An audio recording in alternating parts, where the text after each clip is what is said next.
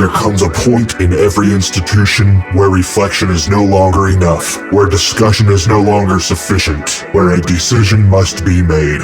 This is that point, not for one lodge or one jurisdiction, but for the craft as a whole, because the future of Freemasonry is not something that will happen to us. It is something we are actively creating. With every meeting, every decision, every standard upheld or abandoned, the question is no longer what Freemasonry has been. The question is, what will it become? Will it remain a system that shapes men, or will it continue to drift into something easier, something familiar, something that asks less, and therefore produces less? This is not a distant concern. It is immediate, because what is built today will be inherited tomorrow by men who are not yet here. Your sons, your grandsons, men who will one day approach the same door and expect to find something within it. The question is, what will be waiting for them? A system of discipline, a structure of refinement, a place where they are challenged to become more than they are, or something else, something diminished, something that carries the name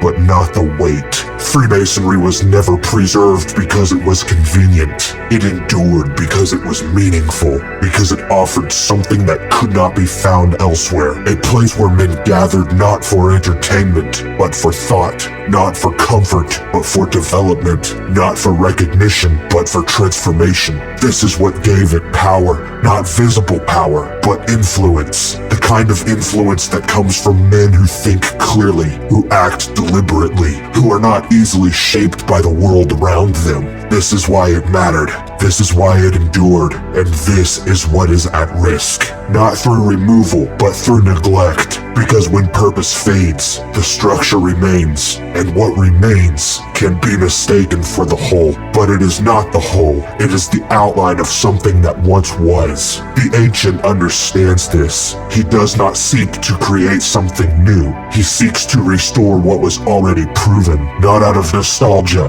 but out of necessity. Because the path forward is not found in further adaptation. It is found in realignment, a return to standard, a return to discipline, a return to the man. This is not exclusion, it is preservation. Because what is preserved must be protected, and protection requires clarity. Clarity of purpose, expectation, and identity. This is who we are, not a new idea, not a separate body, but a recognition shared by men across lodges, across jurisdictions, across the world. Men who understand what this is meant to be. Men who prepare themselves accordingly. Men who uphold the standard without compromise. Men who guard the West Gate, and once a man enters, expect him to rise. Not gradually, deliberately, because equality within the lodge is not achieved by lowering the standard. It is achieved by meeting it together. These men are not isolated. They are simply uncoordinated until now. Because once the language exists, the conversation becomes possible. And once the conversation begins, alignment follows. Not through force, through recognition. The recognition that something must change, not eventually, now. Because the longer decline continues, the more difficult restoration becomes, and the greater the loss for those who come after.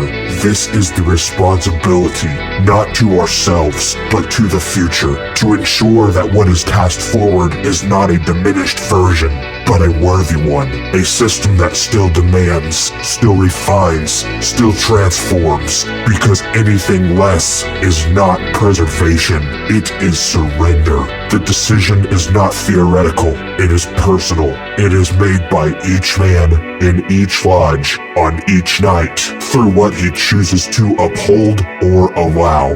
This is the future of Freemasonry, not written in law, written in practice.